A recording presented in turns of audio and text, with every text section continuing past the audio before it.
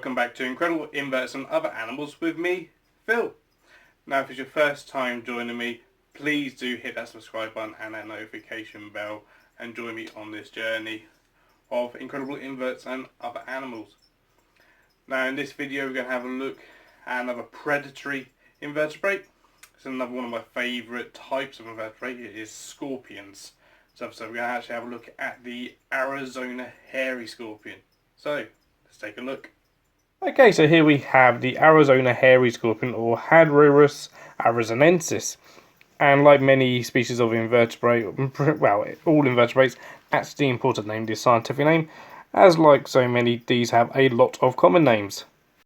As other common names for this species can be the giant hairy scorpion, or the desert hairy scorpion, or even the giant Arizona desert hairy scorpion, which is a bit long-winded if you ask me. I tend to refer to them sometimes just as Arizona hairies, but like I said, the important name is the scientific name, and then that lets us know exactly what we're talking about. As its name suggests, it can be found in Arizona, but it can also be found in Nevada, Utah, southern parts of California, and also Mexico, so it's fairly widespread. And this is also the largest species of scorpion in North America, and can reach lengths of up to 14 centimeters. So it's quite a big scorpion. As its distribution suggests, this species of scorpion does prefer sort of semi-arid to arid conditions and almost desert-like conditions, but doesn't tend to be found on sand dunes. And they do like deep burrows in the wild, so this is important to try and recreate this in captivity. And often actually you'll find when they're just kept on a thin layer of sand. And some research has suggested that they need much deeper sand, especially to breed. And this is something that often isn't done. And like all true scorpions, these guys do have a sting. They have the ability to sting, and they will use that if they feel the need. Now it will hurt quite a lot, but the venom is not considered medically significant to a healthy human. So what does that mean? That means that if you were to get stung, it's going to be painful, but that's probably about it. But if you are allergic to the venom, then that's a different matter. But best practice plays, don't touch any scorpion. I don't recommend handling of any scorpion whatsoever. And so I don't handle any mine at all. I use special long tweezers if I need to at all move my scorpions for a reason. Otherwise I leave them to it. Now they are nocturnal, so actually this one did start sort of reading out a little bit under the lights, so I just have to give it a bit of a break. And actually, as well as inhabiting burrows, you can actually in the wild find these under logs and rocks and things and stuff.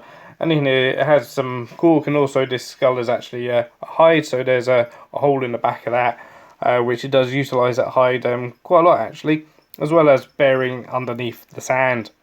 That is quite a small one. This is a fairly young one. Here you can see it going underneath the cork bark. And it will actually make itself a little indentation under that, and that's where it will then hide until it becomes nighttime, and it comes and ventures out in search of food.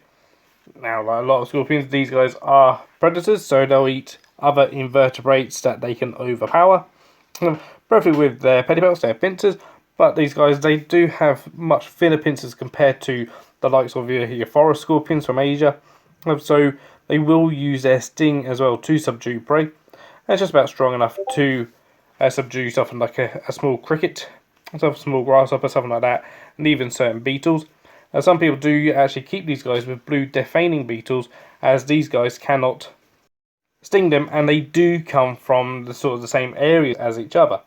So now I do keep blue death feigning beetles, and I've got this scorpion here. Now I don't keep these together whatsoever, and that's because with my blue death feigning beetles I am trying to breed them, so I can get those breeding, and I don't want these guys to actually eat the larvae, which they would do. Okay, well I hope you enjoyed that look at the Arizona hairy scorpion. Look, hopefully you agree with me, they are fantastic and beautiful looking animals. And they are a great alternative to the forest scorpions.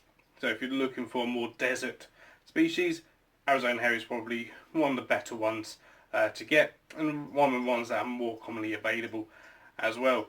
And they get a decent size too, so I've only got a youngster here, but they are the largest of the American scorpions. So pretty much the largest that you can get of a desert scorpion, so a lot tend to be sort of remain quite small. This one will get a decent size, or should hopefully get a decent size. So much like your sort of Asian forest scorpions, almost the same sort of size sometimes, and I've had ones in the past that have been quite large.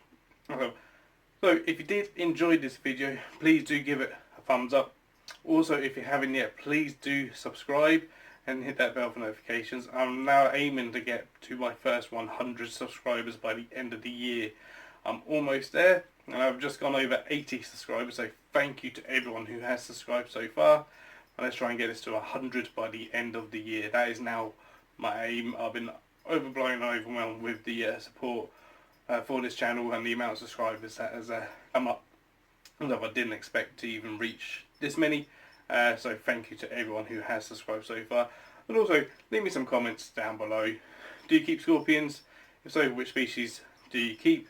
So, are you looking to get a new scorpion? Are you looking for your first desert scorpion? Arizona area, I think, is one of the better ones to go for. But there's a whole host out there that are fantastic species. But until next Sunday when I will release another video, I'll see you later. Goodbye.